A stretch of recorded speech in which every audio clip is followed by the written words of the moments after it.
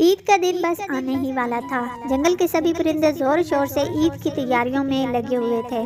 उसी जंगल में एक टोनी नाम की चिड़िया भी रहती थी, जो घर घर जाकर चूड़ियां बेचा करती थी। टोनी चिड़िया ने सोचा, अरे 2 दिन बाद तो ईद है, मैंने तो अभी तक अपने लिए कोई सामान भी नहीं खरीदा है। आज बाजार जाकर अपने लिए कुछ श्रृंगार का सामान ले आती हूँ। ऐसा सोचकर वो कल्लू कौवे की एक बड़ी सी दुकान में अपने लिए सामान लेने जाती है। वहाँ खूबसूरत चूड़ियाँ देखकर वो उनका रेट पूछने लगती है।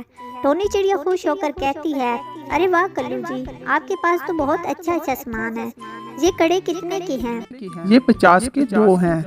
मेरा भी चूड़ियों का ही काम है, आप तो ये दुगनी कीमत में दे रहे हैं। ये सरासर लूट है।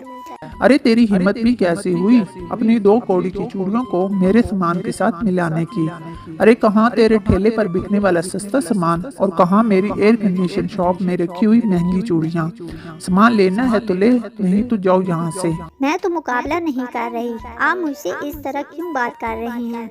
अरे तो और कैसे बात करूं? ठेले पर चूड़ी बेचने वाली अब मुझे दुकानदारी सिखाएगी। अगर तुझे ज्यादा ही पता है ना चूड़ियों के रेट का, तो जाकर तू भी दुकान खोल ले। मैं भी देखता कौन तुम भिखारन के पास से सस्ती चूड़ियां लेने आता है। कल्लू कौवे के रवैये से टोनी को बहुत दुख पहुंचता है और वो उदास होकर अपने घर आ जाती है।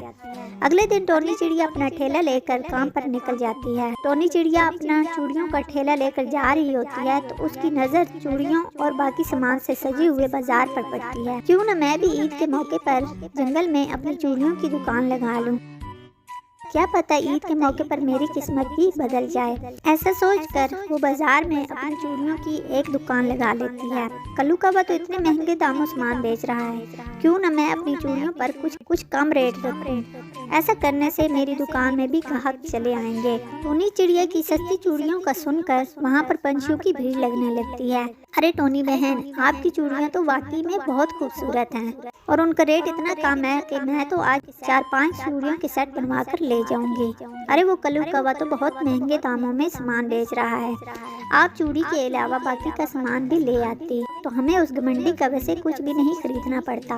बिल्कुल ठीक कह रही हैं आप। अरे दुकान में एसी क्या लगवा लिया, हर चीज का रेट डबल कर दिया है। उसे जरा भी कुछ बोलो तो लड़ने को आता है। टोनी जी, सच में आप तो कितना मीठा बोलती हैं और आपकी चूड़ियाँ भी कितनी प्यारी हैं और सस्ती भी हैं। अब तो हम आप ही से चूड़ियाँ खरीदा करेंगे। टोनी चिड़िया के अच्छे रवैये और कम रेट से खुश होकर सभी उसकी दुकान में आने लगते हैं और 2 दिन के अंदर ही टोनी की सारी चूड़ियाँ बिक जाती हैं। उधर कल्लू कौवा सारा दिन दुकान पर खाली बैठा रहता, कस्टमर के आने का इंतजार करता रहता। उसी शाम टोनी चिड़िया अपनी दुकान बंद करके घर जा रही थी कि तभी कल्लू कौवा वहाँ पर आ जाता है। अरे ओ मनहूस चिड़िया, तुझे पहले भी समझाया था तेरी इस बाजार में दाल नहीं गलने वाली, लेकिन तू नहीं मान और तूने अपना फटीचर ठेला यहाँ आकर लगा दिया। अब तुम मुझे यहाँ दिखाई दी तो तुझे तेरी चूड़ियों के साथ ही यहाँ से बाहर फेंकवा दूंगा।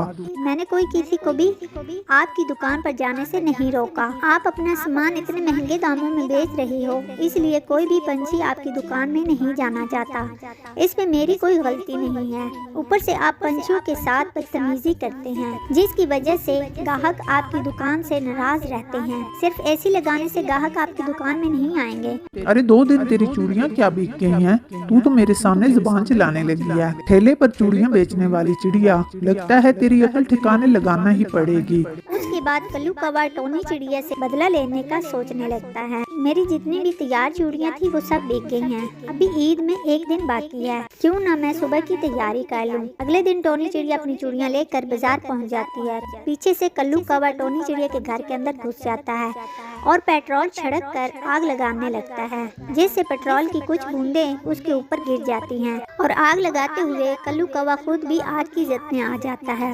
वो चिल्लाने लगता है। उसके चिल्लाने की आवाज़ सुनकर कुछ पंछी वहाँ पर पहुँचते हैं और उसकी जान बचा लेते हैं। तभी टोनी भी वहाँ आ जाती है। अरे कल्लू भैया, आप मेरे घर में कैसे पहुँच गए? अरे टोनी चिड़िया, मुझे माफ कर दे। मैं तो तेरा घर जलाने आया था, लेकिन मैं खुद ही उसी आग में झुलस गया।